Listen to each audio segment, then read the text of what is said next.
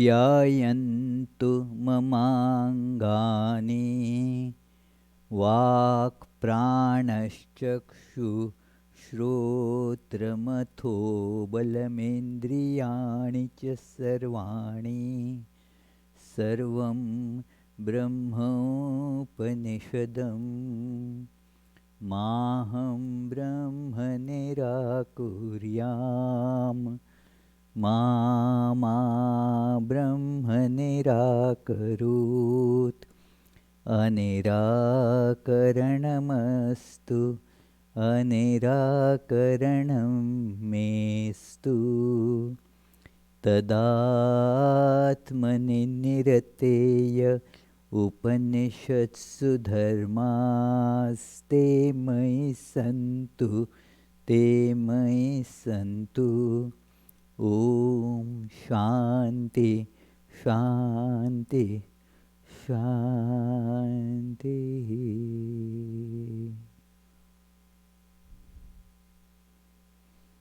May all my limbs attain strength. May the body, mind, all the sensory and motor organs and the life force become strong, efficient. All is verily the one without second, absolute, blissful reality, the Brahman. Let me never deny this oneness of blissful existence.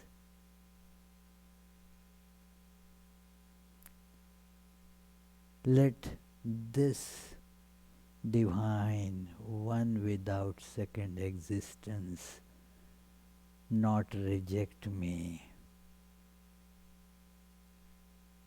May all the virtues necessary to experience this in life come to me.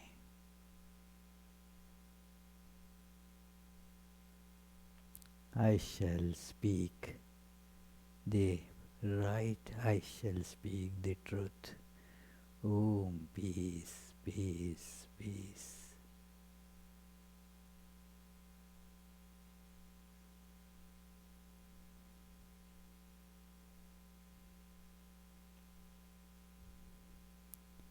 Let us feel all the names and forms are dissolved. They are after all changing appearances. Like the ice cubes kept in warm weather lose their form and become one. So let us feel everything is dissolved in the intrinsic oneness of existence.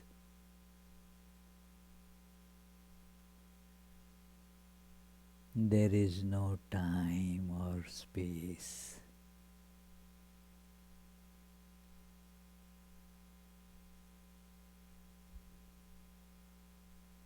No I and world.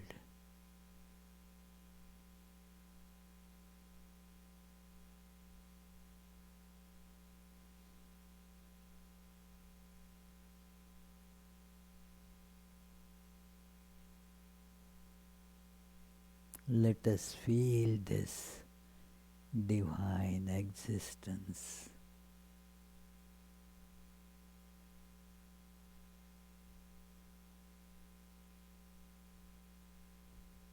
In our consciousness.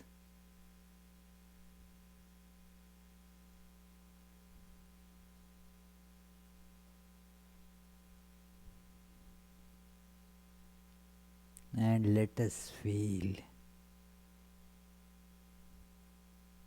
this infinitely varied universe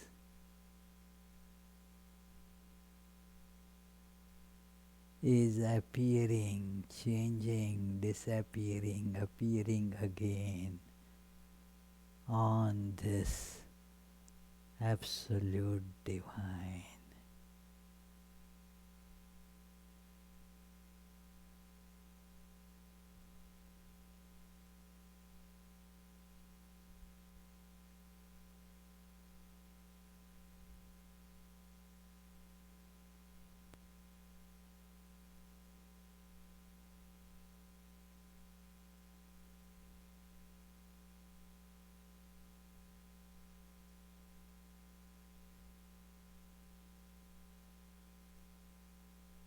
Now let us feel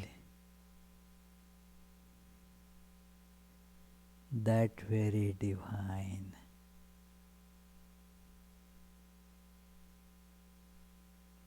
all pervading,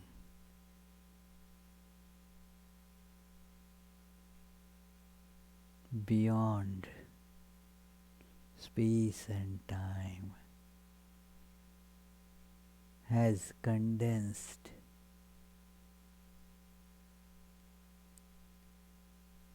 in a divine human-like form,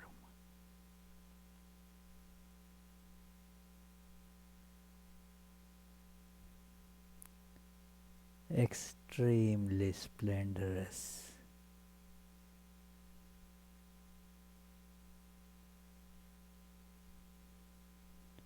tremendously beautiful and charming.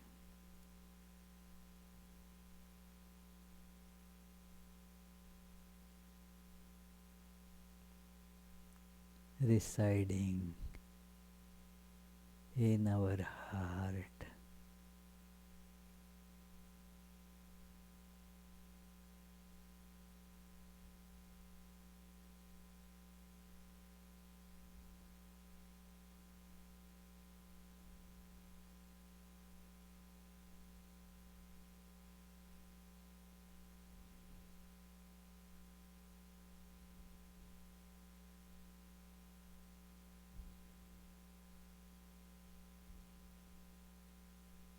Let us feel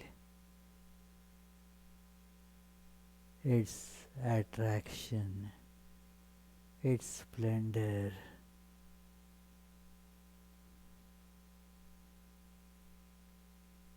is enveloping me.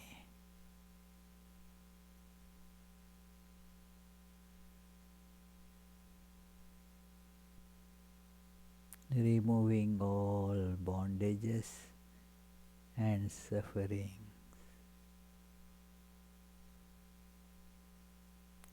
Om. Peace, peace, peace.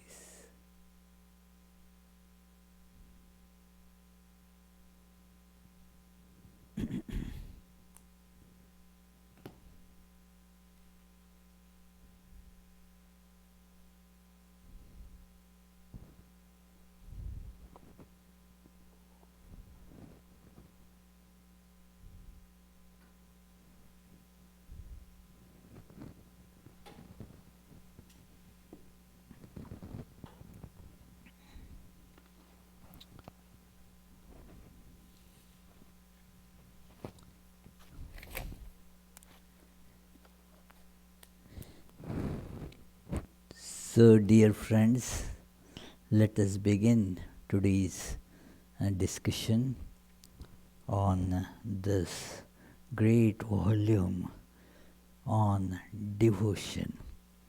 It contains the confluence, it is a confluence of the path of knowledge, path of devotion, path of meditation, and path of work. All are combined in a harmonious way in this great treatise, and it is full of these various instances and stories. So it is not connecting. I think we have to change the LAN.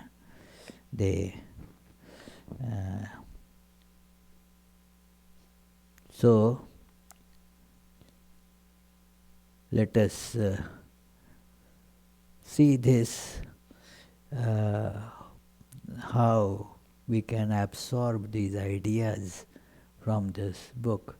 It is a very poetic, immensely charming treatise and loved by devotees all over.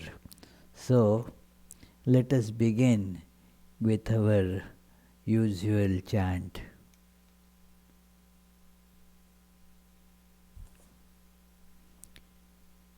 जन्माद्यस्य यतोऽन्वयादितरतश्चार्थेष्वभिज्ञस्वराट् तेने ब्रह्महृदाय आदिकवये मुह्यन्ति यत्सूरयः तेजोवारिमृदां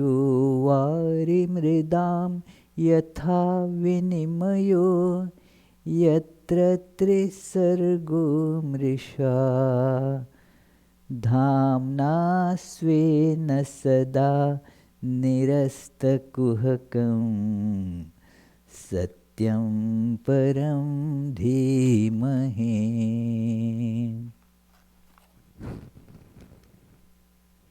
That from whom creation, sustenance and dissolution of the universe take place, who is both the instrumental and material cause of it, who is the omniscient, is the only one having self-mastery, being the one independent entity, who illumined the mind of Brahma with the Vedic revelation, whose wisdom is the wonder of even the greatest sages, in whom the world of the three gunas subsists, just as the combination of the materials like fire, water and earth subsist in their causes without changing their elemental nature, in whose consciousness there is nothing false.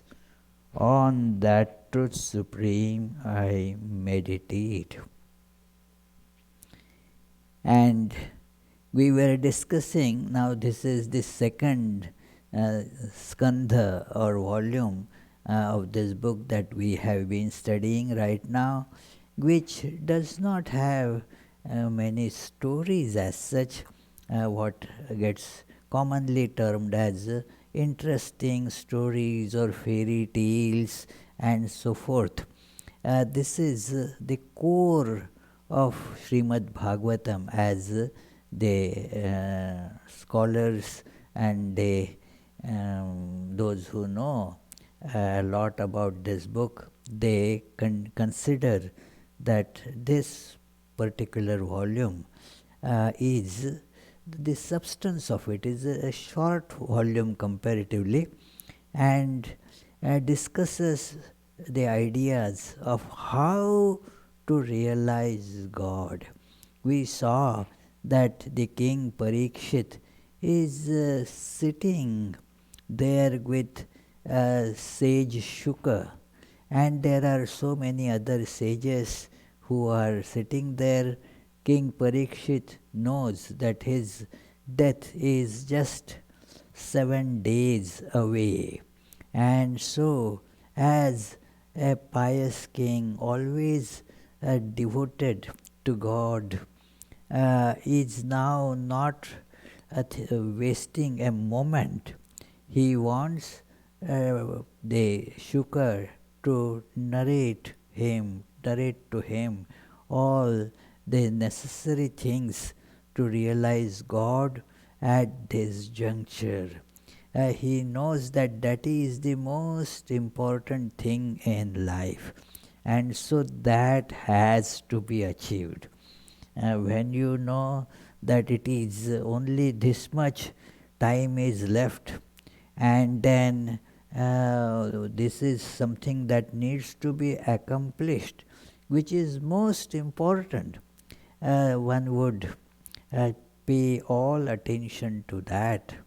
I remember in my examinations, when there would be a question paper and there would be time limit that you have to answer all these questions in 3 hours.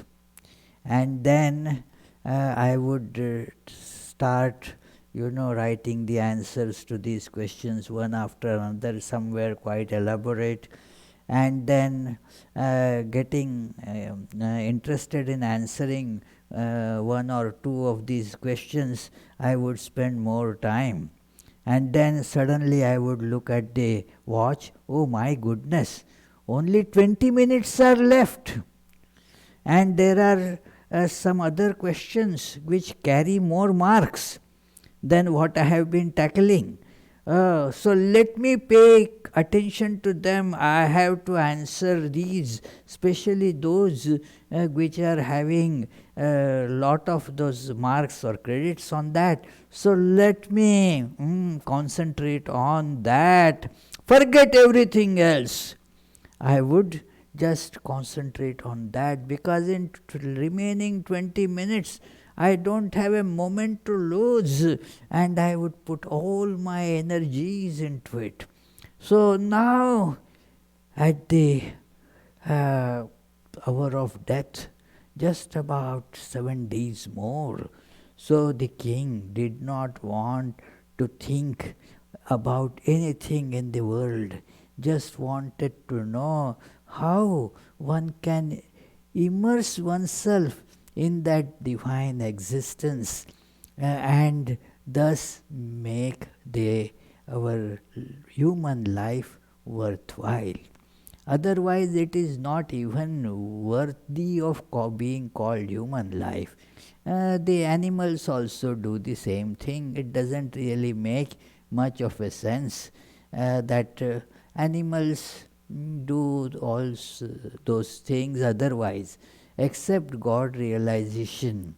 That certainly can be achieved in human birth if one makes a concerted effort and prays, but difficult to get in other forms of life.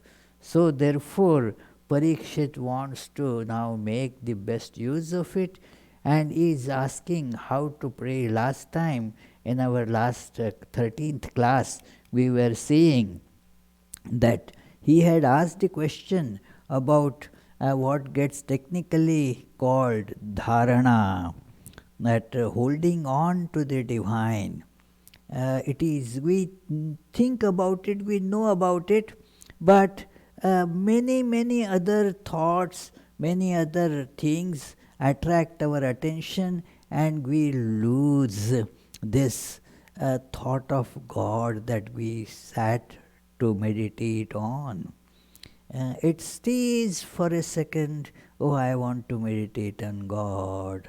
And then immediately another thought comes. When is this COVID lockdown is going to be over, and I will be able to visit this person and that person living somewhere in another state? Oh, the thoughts go there. It is many things. What should be I having for me tomorrow at breakfast? That thought somehow pushes the thought of God. And so this is a persistent problem for all those who want to practice meditation. And so this was the question of Pariksit, Dharana. This term comes especially as a step in Patanjali's yoga aphorisms, in that yoga, eightfold path of yoga. There is this, that asana, pranayama, and yama, niyama, asana, pranayama, pratyahara and dharana. It is the sixth of the 8 steps. So, earlier the other steps he has described, that one should sit in a place that is congenial. That so the Pariksit asks that how is dharana practiced and on what? On what should one meditate? What should be taken as the object of meditation? How does it help to overcome the weakness and the impurities? What is the practical, tangible impact of it? How it will change my life? A very practical question, very important too. That we meditate, maybe somebody may say, I meditate for 2 hours. But the other problems in life, they just continue, like the fellow is very quarrelsome, continues to be quarrelsome and irritating. The person still has all those drags towards sense pleasures and so forth. And so, what difference the meditation has made in life? That is the cardinal question, friends. That it is the meditation is a way to change the course of life. It is going in the wrong direction towards all different sense pleasures and thus getting caught in the misery. So, therefore, now the meditation should change the course to the path of a liberation from the bondage of this world. It is the liberation from the clutches of the sensual objects which catch us, and thus it will be bringing in the inner happiness in our life. So, meditation should change the course of life.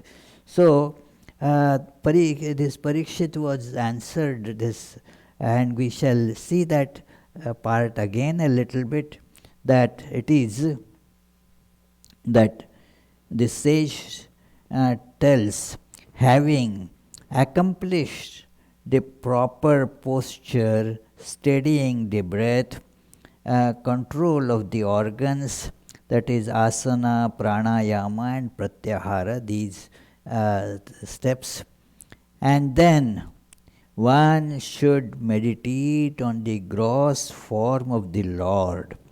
The universe observed by the external bodily sense organs is the grossest of the gross form of the Lord.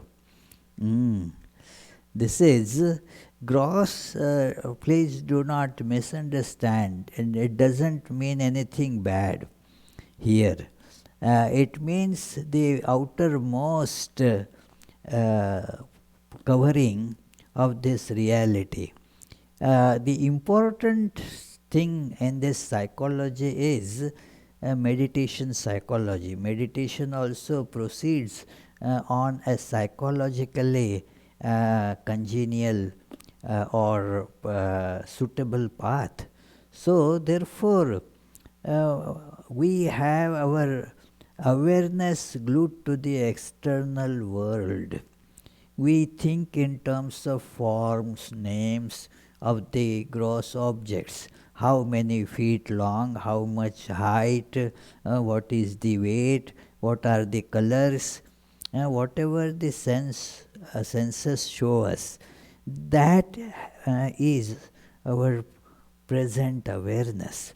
And therefore the object of meditation also should be having some connection with it. Without the proper connection, the mind will not change. There has to be something that like there are connectors. So it is like your car's engine is connected to the wheels by that various transmitters and then the gas pedal that works. So if that connection is not there, then the power of the engine will not get transmitted to the wheels. So it is, and so here also this world that we see now, the important thing is connect it to God. That it is, this is all form of God. This is called in Vedanta terms the Virat form of God. Virat means all pervading, huge, big. This is, the world is actually nothing but God. Everything here is God. That it is, they like the different ice cubes, it is all water. So this whole universe, the names and forms come and go. We do not become aware of the temporary nature of these things. We think of them as if they are permanent, and that is why we get attached to them, get caught in them. We should develop this awareness that they come and go, and their coming and going cannot be manipulated or arranged by our will. No, there is another program that handles all that. We are experiencing this in these days more and more, that we had so many plans we should be doing in the month of April. I will be touring to this place or that place. It is also other things that I decided to do, all meticulously planned. I will earn this much money in in March. The stocks rose to this level. In April they will rise higher. I will be more a wealthier person. Well, can you control it? You cannot control any of these things by, we know that. There is a super controller that we have to acknowledge. And that, whatever name you give it to it, if you don't like the name of God, okay, call by something else, doesn't matter. That is the reality on which all these different forms are superimposed. Think of that God. Everything is the image of God, and different parts of God, and therefore it will be more conducive if we give it this the idea that it is a human being, because human being is how we can think of God. Swami Vivekananda says that is the anthropomorphic necessity for us. Since we are human beings, our highest ideal, our God, will also look like a human being. He gives an example. Suppose a cow wants to think of God. We don't know whether they think of God or not. But suppose a cow imagines God, then it will be a big cow and all-powerful cow. So it is, thus we are limited by our anthropomorphic this brain, which can conceive things only like that. So God, and therefore you will see in all religions that it is some, the other day one gentleman was telling me that yes, I understand there is some principle that pervades the universe and governs the universe, but I cannot think of him as a bearded man sitting somewhere in the sky. So, okay, agreed, but where from this idea of a bearded man came? It is because of the compulsion of our anthropomorphic nature that we think of the idea, everything becomes, that human centered. It is, for example, we are concerned about the loss of human life due to coronavirus. We don't worry about the other creatures. They get this and do they die? Oh, let them die. We don't worry about them because our vision is limited like that. Okay, that is humankind, and so we are horrified at the idea of cannibalism. Oh, people would be eating their own species, human beings. Sounds crazy to us. Oh, no, no, that is not right. But, eating other species, that's fine. There is nothing wrong in that. Because that is how our mind is tuned to think in terms of this anthropomorphic ideas and ideals. So, therefore, God also is being looked upon as a human being. So, okay, Bhagavatam says, Shuka says, that is how you should begin meditation. That is how you can start. Because we have to start from where we are. We cannot start from where we would be. Coming Sunday, I have the topic of a lecture here is about the broken ladder. That if you are on the ground and then you want to go on the top, but the ladder is, you can start on it, but in between it is broken. You cannot get to the that rung. So therefore, this is that we have to begin from where we are. We cannot start at the top. If you are at the on the ground floor, then you have to start climbing the stair from where you are. It cannot be done. It is. I told somebody I was taking a whole that every day a holy dip in Ganges, and in winter it would be, as you enter in water, it would be feeling very, very cold. But then once you get acclimatized, then the second dip is fine. So one of my friends humorously suggested, skip the first, start from taking the second dip. Why do you need to take the first dip? It's very cold, I understand. Begin with the second dip. Well, unless there is a first dip, therefore that becomes a second dip, you see. So, therefore, we have to begin from where we are. It is that thinking of ourselves as, I am at a very elevated stage. All those ignorant people, let them begin with the gross form.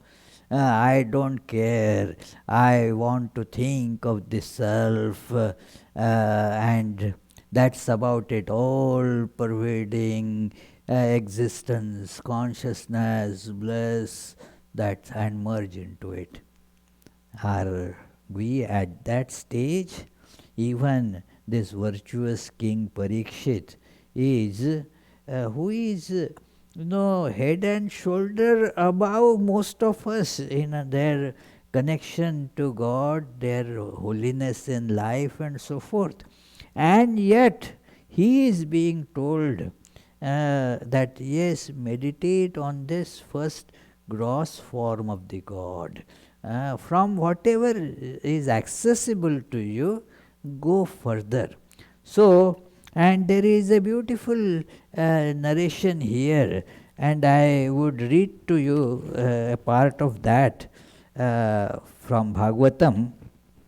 I will read only the English translation.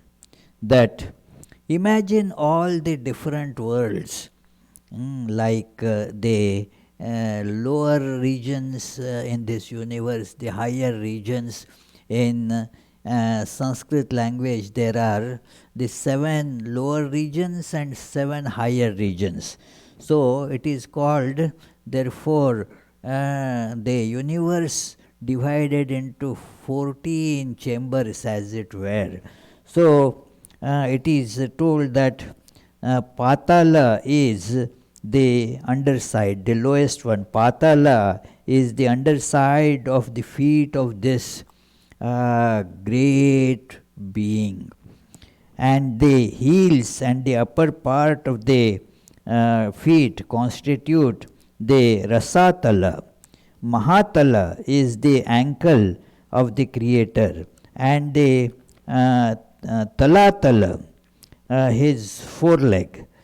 The 2 knees of the cosmos form deity is Sutala, and the 2 thighs are Vitala and Atala. While, O king, his hips constitute the Bhu and the earth sphere, and his deep navel is the sky. So, lower parts, then describes the higher parts. The sphere Swarga is spoken of as his chest. Mahalloka is neck. The Janaloka is the face, and the Tapoloka is the forehead, while Satyaloka is the head of that multi-headed being. So this is the description, that think of all that as the different limbs of God. The description continues, that how all the rivers and the mountains, some are described as the fingernails, some are described as the toenails. The idea is, this whole universe is that being.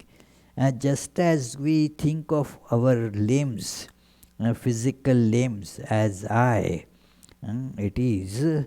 I had told one interesting incident earlier, some classes back, that in our mobile dispensary, and while I was in Nagpur, I used to go with that, dispensing medications in the small villages, and then the doctor would prescribe after examining the patient, and I would deliver the medicine or do other. So I would get the case paper of that person, and I would read the name, and then I read the name. It was a little girl.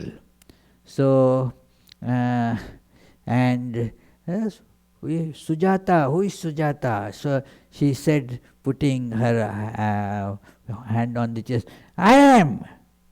About 7 years, 8 years old. Okay, very good.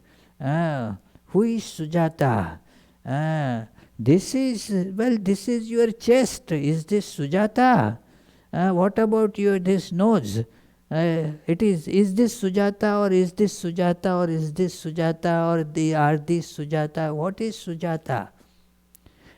And naturally the little girl got confused, but think of it, we also don't know who we really are. Is this I, or is this I? Are the legs I? All combined I? What is it? So Therefore think of God in all these limbs, that they are all this universe, like it is described, the sun and the moon are like the eyes, and so forth, So it is all this, think of it as the Virat Purusha, the cosmic gross being. This is, then we will turn later to the mind of that being. The body and mind, just as we have body and the mind, they are connected, but they are not identical. I mean, that it is, for example, somebody says a nasty thing to you, there won't be any mark on the body with that, but then your mind will keep it, thinking about it, and sad, will become sad for maybe how many years. The trauma will remain, the grudge will remain, and wherever you see that person, that fellow said such a nasty thing to me. Now, this is the impact on the mind, not on the body. But then it corresponds to the physical impact, because then your feast will get that tide. Whenever that person will come, anger will start showing up in your eyes, and hot air will start blowing through the nostrils, and so forth. So there are the physical reactions of that. It is, but just as this is the body of the God, the mind also, that we will discuss that later. But there is one more thing to meditate. The meditation has to be very actually effective. And so this whole being, it is actually the person who is meditating is also part of that. But we find it very difficult to remove this distinction between I and the world.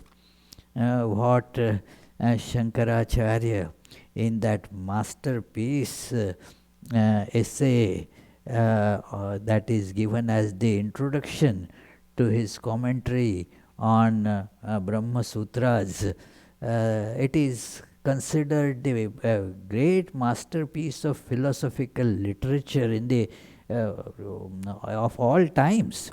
It shows there that Shankaracharya discusses. This is the locus of nations, avidya, ignorance, this division of I and world, which is unreal, which is untenable logically. And yet, we who take pride in our intellect, who take pride that, well, I know everything, I analyze brains, I study, I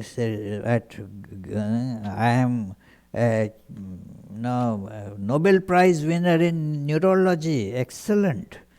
Yeah, all these things are good, but this I and world, this fractured perception of truth does not just go away by that.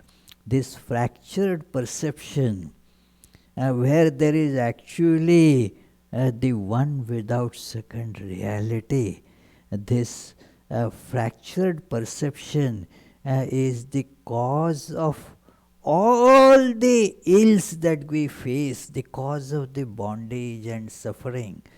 And this is logically not tenable, I and the world. This division itself is false. But it is there. You can't fight with facts. It is my perception. Okay, so let us begin there. So now, bring that all-pervading reality in you. This is a process, friends. This is a psychological process that all pervading being who is everything. And now think of that as a kind of quasi human being. A human being, but not exactly human being, something more than that. So, therefore, it is told that okay, now the human like form and residing in your heart. Uh, think of that, worship meditated upon in the heart. This is a very important idea in whole Hinduism and Vedanta specifically, thinking of the God as your indwelling reality. God is not just pervading everything, that very God is sitting in the deepest core of your being. Heart doesn't mean here a physical blood circulation pump. That is the heart, anatomical heart. This is the psychological heart where you feel the sense of I. That is to be illumined by the presence of God. Feel instead of this ego, now think of that place being filled with the divine presence. And that divine presence, it is what form it would take depends on, it is called your Ishta, means the chosen ideal. Some would prefer, say, they meditate on the heart of, say, heart of Jesus. Swami Vivekananda said, okay, meditate on the heart of lion. So that can be like the embodiment of strength. So some meditate on the form of Vishnu, some on Shiva, some on Jesus. Whatever one thinks of as the most dear, most connectable. So let that form be thought. And now it is a very interesting idea, like form of Vishnu. These forms broadly have three categories. One is the symbols, non-human forms and symbols, like you think of it as the sun shining there, or the Om pictured there, or something that is not really, but it symbolizes God. It is, so think of that sitting in you. There is the another next category, which is called the human form deities, like Shiva's form or Vishnu's form, or what we discussed a little while ago, a bearded guy sitting in the heaven, doesn't matter, whatever one can connect to. It has a human form, but something more than that. It is, and that is, see, the human beings would have two hands. So this form of Vishnu has so many human features, like feet are there, hands are there, but instead of two hands has four hands, to show that it transcends the human capabilities. Its capabilities, although this being is like human, but has much more than a human being has, can do so many different things, so which human beings cannot. So all powerful, omnipotence, and omnipresence is described here by these forms. Since Srimad Bhagavatam is geared to the discussion of God as Vishnu, so therefore Shuka is describing the form of Vishnu here. So this picture of Vishnu that you are seeing is from a Nepalese temple, that this is the form of Vishnu. So think of that as the most charming presence. And then meditate on that. That meditation, why all this is done, there is a psychology behind it. That whatever normally attracts our mind, what does it attract?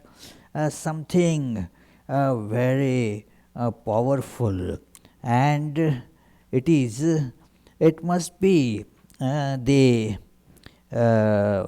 most beautiful, charming something that attracts our mind.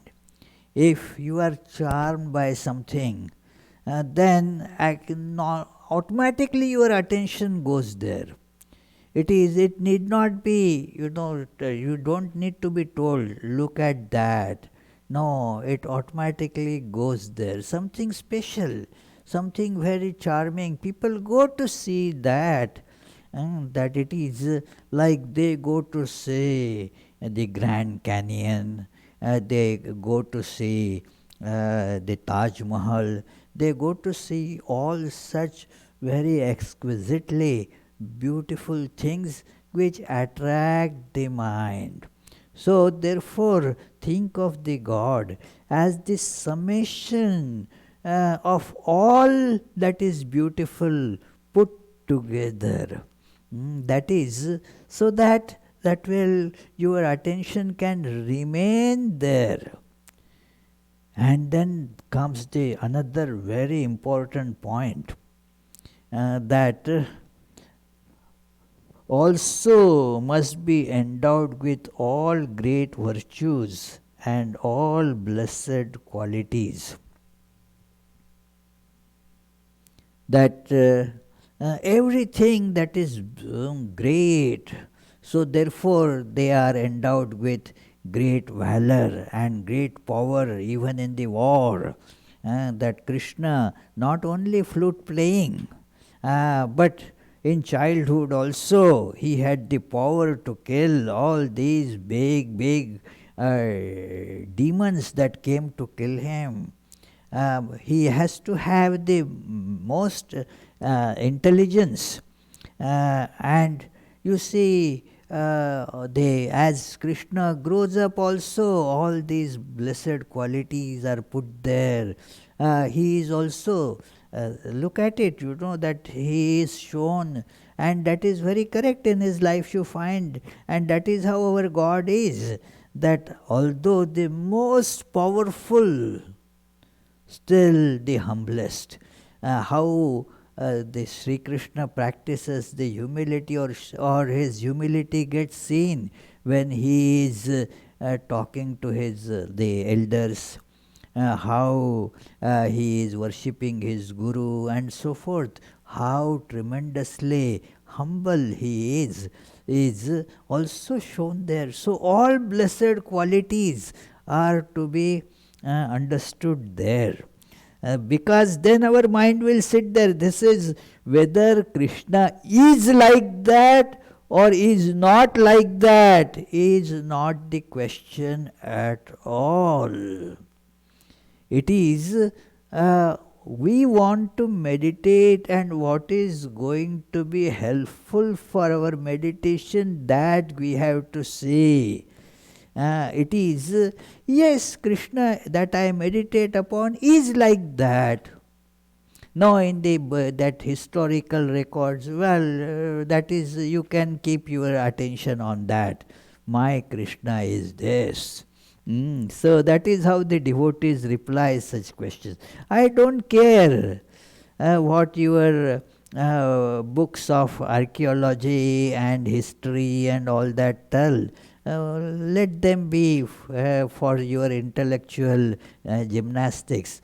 My meditation is on this. A great non-dualist scholar also, Madhusudan Saraswati his name, in his Bhagavad Gita commentary, he is a staunch non-dualist, and yet he says that yet the mm, all-pervading Brahman, whatever let them the scholars think about that, I meditate on that very Brahman running on the that banks, on the beaches of river Jamuna. That is my way of looking at Brahman. So see, it is the question of how psychologically we get connected to God. If we do not pay attention to it, the mind will get dragged in various directions. So all, as Ramanuja, a great proponent of devotion, says how God should be Ashesha Kalyana Gunasampanna. Ashesha Kalyana Gunasam. All the blessed qualities are combined there. So, on the one hand, he is very tender and soft. On the other hand, he is the strongest thunderbolt. It is so powerful. It is hard as rock.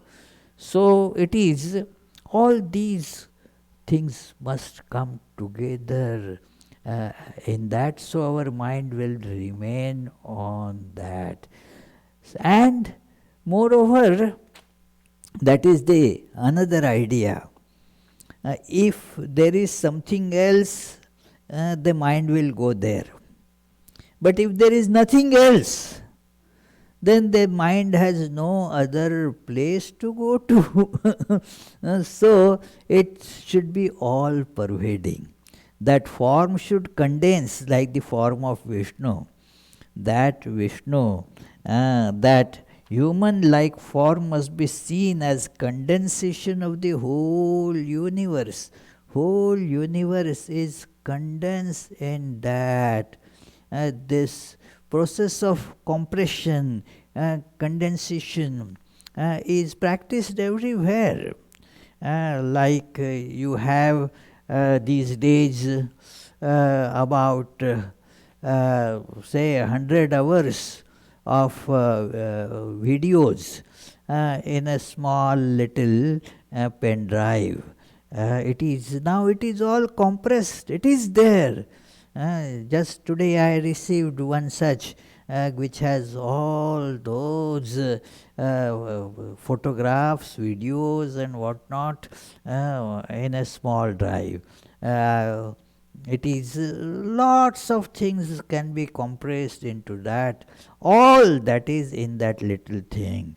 So this form that we are meditating upon, the God's form, is a compression of the whole universe.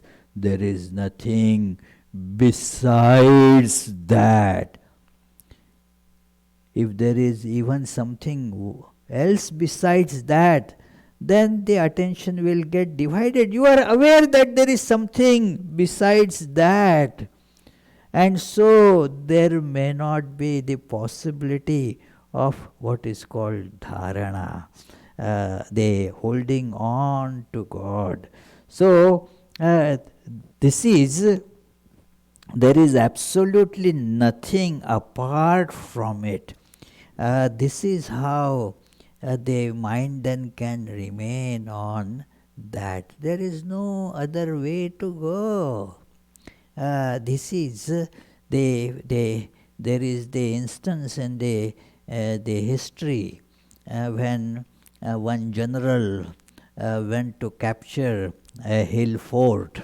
That fort is still there near Pune.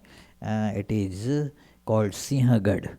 So the army went there to capture. They climbed the fort in the dead of the night, unnoticed by anybody. from on a very steep side of the fort where there was no patrolling happening. So they climbed and began the war, killing the enemies there to capture the fort. Uh, but what happened? The general got killed in the skirmish there by the enemies. And now, thinking that our general has fallen, the remaining they were frightened that now that's the end now. We are going to be vanquished, we will all get killed. Let us save our lives. And so they started running from where they had come and climbed. There were the ropes hanging there. And then the brother of this general said, "Hey, where are you going? I have cut those ropes. Now, if you go there, well, you will die, just falling in that deep slope there. You will fall down 1,000 feet. You have the other choice. Go and fight and win. Death is there. The death is certain. Here, at least on this side, there is the promise of victory. So cut the other option." And then, as the incident is described, these soldiers, they fought with tremendous, no other thing now. So then they could win that battle, capture the fort. So we also have to see, friends, using this important psychology, that there is nothing now but God. Hold on to that, and thus we will be able to go and do it. There are many other things that I wanted to tell about it today, but we will postpone it to next Friday. We shall conclude with this closing chant and then meditate for half a minute. If you have queries or comments, we can take those things up after that. Nigamakалпатарургalitam phalam शुकमुखादमृतद्रवसंयुतं पिबत भागवतं रसमालयं मुहुर्मुहुः रसिका भुवि भावुकाः.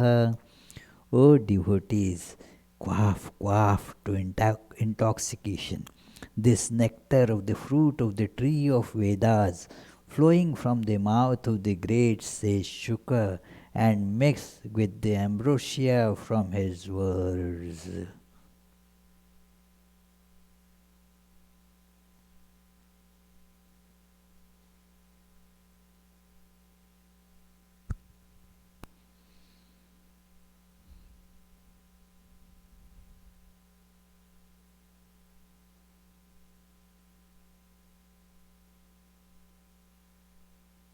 Any questions? Yes. One from Medha Joshi. Namaste Swamiji. My question is about keeping faith during periods of depression. How to get connected to the divine when feelings of fear and loss of self-confidence emerge due to childhood trauma? Oh well, yes, there are some difficulties, problems. We had seen that, but we have to begin, if we keep thinking only of these problems, then we will not move ahead. It is all that you have spoken is perfectly true. Our lives are all embroiled in so many physical and mental problems. There are these situations when there are situations very good, very favorable, then also it disturbs us. When the situation is depressing, that disturbs us. We are not in control of our emotions. So we have to begin this practicing of this connecting to that divine. It will take, more efforts. But see, we have actually done great things in life. Many such obstacles came in life and went away. Things came in our childhood, the childhood passed on, we have become adults. Now, let us not hold on to those childhood things that happened. Now, forget about it. It's a new day, it is a new sunrise. So, let us not brood over it. There are these, they leave lot of trauma on the brain, I understand. But we have to overcome it by applying this thought of God. And it does work. If we keep on just constantly thinking of all these disturbing things, constantly think that so many people have died in coronavirus, what will happen to me? Well, don't worry about it. Whatever is going to happen will happen. Don't think about it. By thinking about it, you cannot prevent it or avoid it. So, therefore, the wise think, and we should be wise. What should we be? Should we be wise or otherwise? It is we should be wise. So, just put our attention to that which is. Think of it, sometimes I give this as an imagery, that you go to a mall, there are millions of things around you. Do you buy the whole mall just because it is there? No, you buy whatever you feel the need for it, you buy that and come out. Of course, I agree, some have that disease that just when they see, they cannot stop from grabbing it, from buying it. So, but we have to, as wise people, we have to overcome those tendencies, those obstacles. Our tendencies, just as they get formed, they can be overcome also by the proper physical and mental practice. So, the practice has to be done on both these levels, and it will happen if we persist with the practice. Thank you. Next question is from Charles Feldman. Religions are divided, so how to concentrate on one which would exclude the others? Religions are divided because different people need different things. You choose the path and hold on to that path. Just as there are people who do something, they want to drink coffee, others don't like to drink coffee. Some like to eat vegetarian, some do not like to just limit it to vegetarian. There are such different types in the world. So similarly, there is a variety in religions also. Religion is one, but according to the temperament, there are varieties. It is the variety in the religion is necessary because the practitioners, their mindset is different. So do not think that the variety is bad. In fact, it would be terrible to have just one single religion, one single theology, one single way of worship. That will be terrible. Swami Vivekananda gives the example that would you go to a restaurant which has just one item they serve?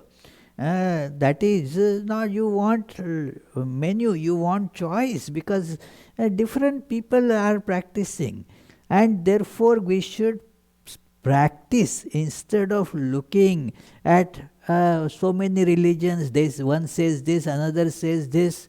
Do not bother your head about it. The more you think of it, the more you will get into the fight between them. It is, don't worry, see the similarity, see the goal that they all lead to. And that is why I think of the personality, life, and message of Sri Ramakrishna, where all these different religions are shown to be true when you practice them. When you fight about which is right, then you don't practice any and you do not follow any, you then don't get the benefit of following any religion. So, therefore, it is very important that you follow your path, do that, and that will make you advance in the spiritual life. And then all these things will be just forgotten.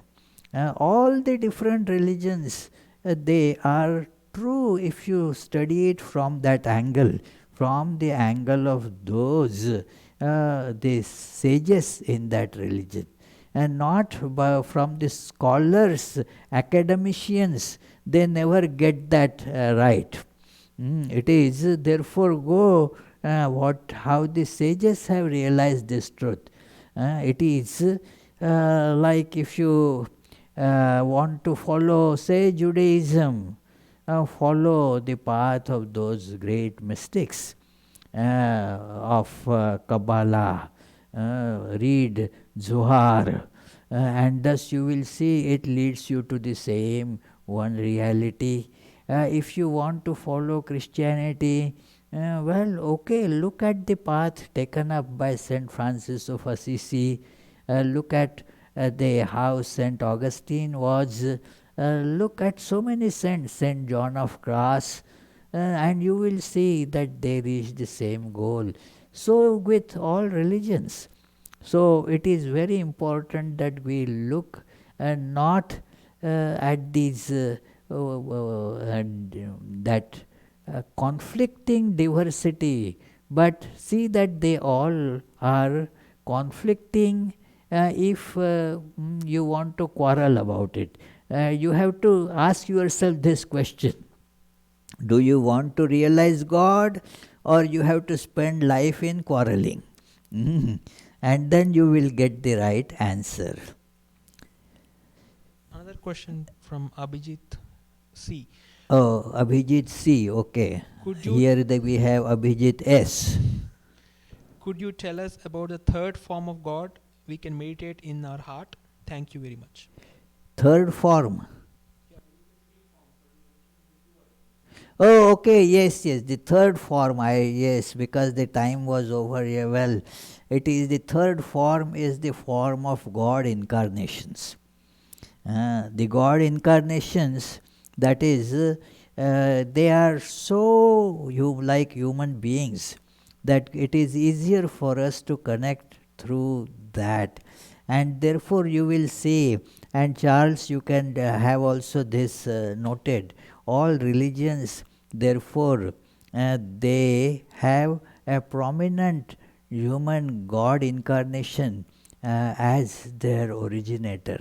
So, because that is how we feel the actuality of God. So, God incarnations like Rama, Krishna, Buddha, Rama, Krishna, these are the where you have the God incarnated as human being. So, this is another way that one can, the third way that I was mentioning is this. Yeah. Yes, Pritish?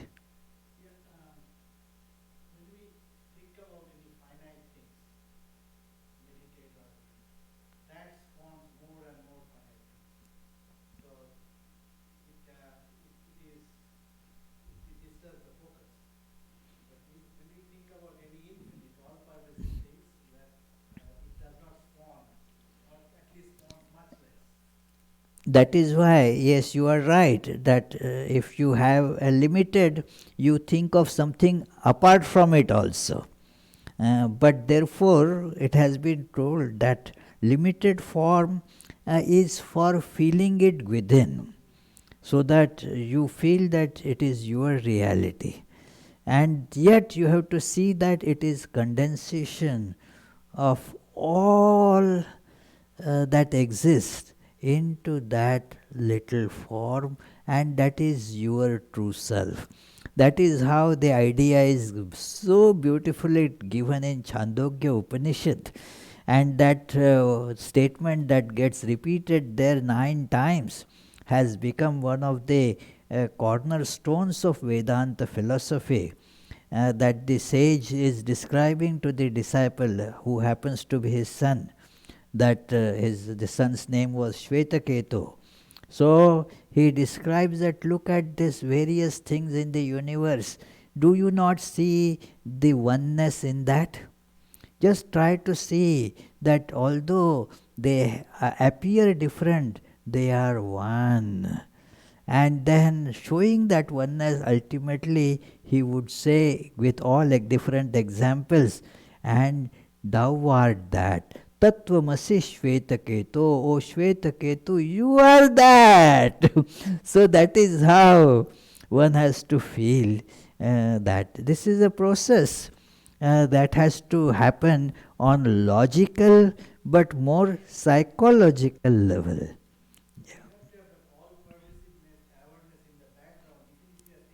Yeah, like if you are, huh?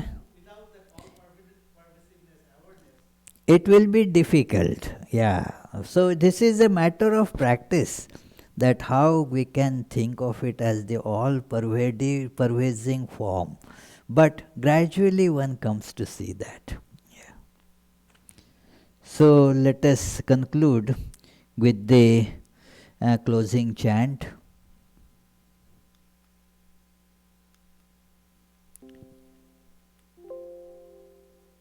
What happened?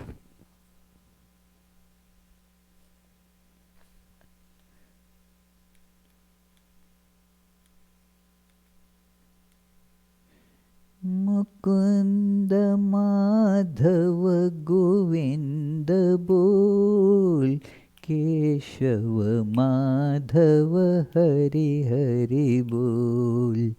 Mukund Madhav Govind बोल, केशव माधव हरि हरि बोल।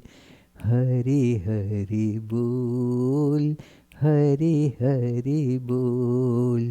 कृष्ण कृष्ण बोल, कृष्ण कृष्ण बोल।